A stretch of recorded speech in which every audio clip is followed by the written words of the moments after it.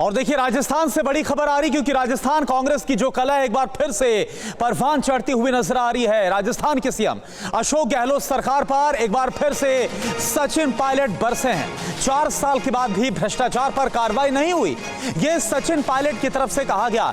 भ्रष्टाचार पर सरकार अपनी स्थिति को स्पष्ट करे, सचिन पायलट ये बोल रहे हैं। भ्रष्टाचार के खिलाफ 11 अप्रैल को अनशन भी करूंगा, यानी कि अपनी इस सरकार पर ना सिर्फ बरस रहे हैं बल्कि अपनी ही सरकार पर सवाल उठाते हुए और नाकामी गिनाते हुए अनशन की बात भी बोल रहे हैं। 11 अप्रैल को अनशन करूंगा यह कहा जा रहा है। बीजेपी से मिली भगत नहीं है, यह जनता के सामने साबित हो।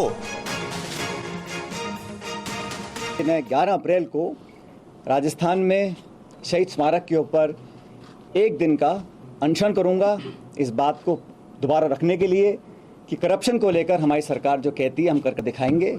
और एक दिन का अनशन 11 अप्रैल को मैं रखूंगा शहीद स्मारक पर। इस बारे में मैंने जिला प्रशासन को सूचित कर दिया है। अनशन करप्शन के खिलाफ कार्रवाई करने को रखा जाएगा। अब तक जो हम नहीं कर सके 4.25 साल में, उसको करने के लिए, ताकि मैं फिर कहना चाहता हूँ, जनता जनार्दन है और हर पार्टी को अपनी बात पर विश्वास कायम कराने के लिए प्रमाण देना जरूरी है। तो इसीलिए अपनी बात को लेकर मैं शहीद स्मारक पर 11 अप्रैल को ज्योतिबा फूले जी की जयंती है, उस दिन एक दिन का अनशन रखूंगा।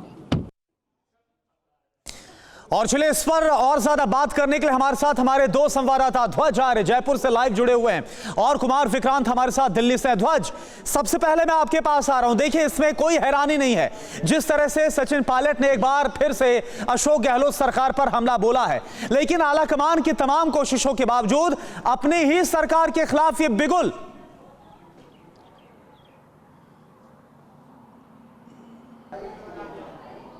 निश्चित तौर पर करुणा, आप देख सकते हैं कि जिस तरीके से जो सचिन पायलट हैं वो अशोक गहलोत के खिलाफ बोलते नजर आ रहे थे, लेकिन आज प्रेस कॉन्फ्रेंस के माध्यम से उन्होंने कुछ मुद्दे रखे। उन्होंने कहा कि पिछले जो 4 साल में जो घोटाले हुए और उससे पहले लगातार जब सरकार में आए थे, उससे पहले जब पीसीसी अध्यक्ष थे, वो लगातार कहते हुए नजर आ रहे थे कि जो घोटाले बीजेपी की सरकार में हुए, यानी कि वसुंधरा राजे की सरकार में जो घोटाले हुए हैं, 2 घोटालों को उन्होंने स्पेशली बताया, खान घोटाला और उसके साथ साथ में जो उन्होंने बताया कि जो जमीन के घोटाले हुए, और उसके साथ साथ में ये जो 2 घोटाले की बात उन्होंने कही थी, ये दोनों घोटाले वसुंधरा राजे की सरकार में हुए थे। इन दोनों घोटालों पर ही उन्होंने ज़्यादा फोकस रखा और ये कहीं ना कहीं ये घोटाले की बात को कहते नजर आ रहे हैं। आला कमान तक उन्होंने बात जो है अपनी पहुंचाई है, 2 चिट्ठियां भी गहलोत तक लिखी हैं। तो कहीं ना कहीं ये जो 2 घोटाले थे वसुंधरा राजे की सरकार में हुए थे और इस पर जो है कार्रवाई नहीं की गई मुख्यमंत्री अशोक गहलोत के द्वारा, तो ये बातों में ये कहते नजर आए कि मुख्यमंत्री अशोक गहलोत और वसुंधरा राजे का गठजोड़ है, कहीं ना कहीं इनकी मिली भगत है और इसी वजह से एक कार्रवाई नहीं हुई। उन्होंने साफ तौर पर कहा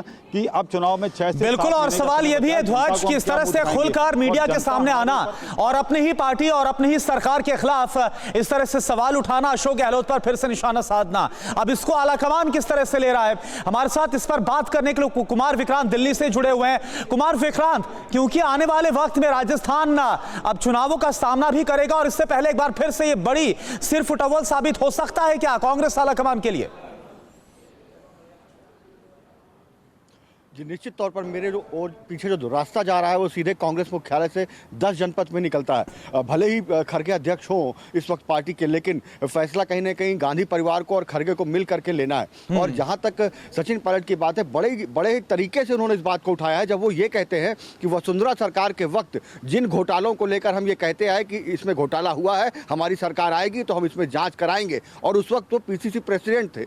तो इन मामलों पर 2 बार खत लिखा अशोक गहलोत सरकार को, अशोक गहलोत को, फिर भी जांच क्यों नहीं हुई? यानी वो वसुंधरा सरकार पर हमला के वक्त के बात कर रहे हैं, अशोक गहलोत सरकार ने कार्रवाई नहीं की, इस पर अशोक गहलोत का निशाने पर ले रहे हैं। और ऐसे में आला कमान को ये बता रहे हैं कि मैं जो वही बात कह रहा हूं जो हमने सत्ता में आने के लिए जनता से वायदा किया था। तो उन्होंने आला कमान को भी एक तरीके से उधेड़बुन में डाल दिया है। और जिस तरीके से अभी अशोक गहलोत लगातार चिरंजीवी योजना, राइट टू हेल्थ, इसको मॉडल के तौर पर देश भर में पेश कर रहे थे, और उस वक्त में पायलट ने जो उड़ान भरी है, निश्चित तौर पर इंतजार करिए जादूगर की ओर से भी कोई जरूर तगड़ा जवाब। बिल्कुल, तो अशोक गहलोत इस पर क्या जवाब देते हैं कि बकायदा जो प्रेस कॉन्फ्रेंस करके आरोप लगाए गए अशोक गहलोत सरकार पर, इस पर सभी को अब जवाब का इंतजार है। शुक्रिया आपका इस पूरी जानकारी के लिए ध्वज आर्य और कुमार विक्रांत।